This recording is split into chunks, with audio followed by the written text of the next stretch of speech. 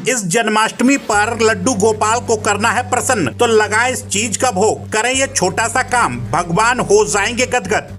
घर की कंगाली हमेशा के लिए हो जाएगी दूर, छप्पर फाड़ कर आएगा पैसा, जन्माष्टमी पर बस कर दें ये छोटा सा काम। कैसे करें इस जन्माष्टमी पर श्री कृष्ण की पूजा, किस चीज का लगाएं भोग, क्या है जन्माष्टमी का शुभ मुहूर्त।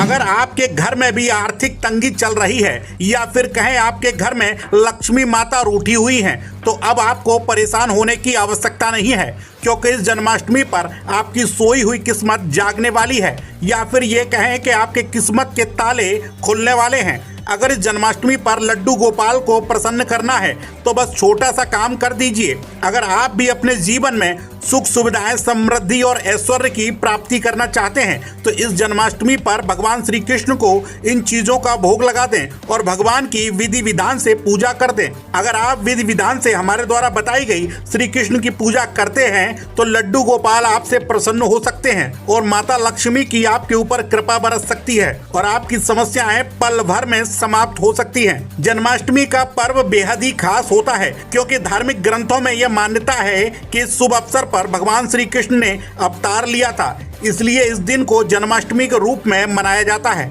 इस अवसर पर भगवान श्री कृष्ण को प्रसन्न करना बेहद ही सरल होता है और जो कोई भी भगवान श्री कृष्ण को इन दो चीजों का भोग लगाता है उसकी बल्ले बल्ले हो जाती है। भगवान श्री कृष्ण की कृपा उनके ऊपर हमेशा बरसती है। तो चलिए जानते हैं आखिर वह कौन सी चीज है जिससे आप भगवान श्री कृष्ण को भोग लगाएं तो वह खुश हो सकते हैं। साथ ही आपको बताएंगे पूजा की विधि और कौन सी पूजा करनी चाहिए और किस मुहूर्त में करनी चाहिए।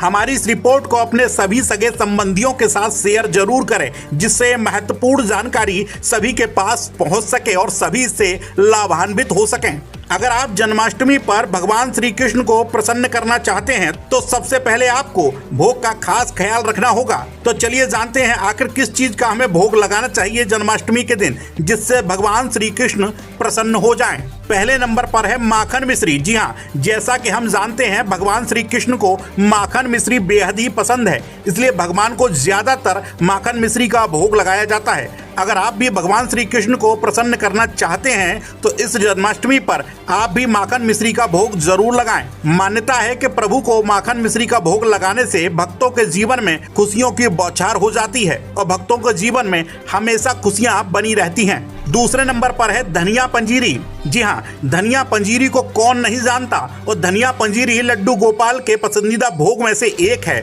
जो भक्त भगवान श्री कृष्ण को धनिया पंजीरी का भोग लगाता है उसका जीवन हमेशा धन धान से भरा रहता है और उसकी आर्थिक स्थिति में सुधार हो जाता है। धन से जुड़ी हुई ज्यादातर समस्याएं सही हो जाती हैं, क्योंकि धनिया को धन धान का प्रतीक माना जाता है और यही कारण है कि इस भोग को लगाने से साधकों के जीवन में धन से जुड़ी हुई समस्याएं दूर हो जाती हैं। लेकिन आपको एक चीज का बेहद ही ख्याल रखना होगा कि जब भी भगवान को भोग लगाएं कि लड्डू गोपाल को चरणामृत जरूर अर्पित करें, क्योंकि अगर आप ऐसा नहीं करते हैं तो आपका भोग अधूरा माना जाएगा।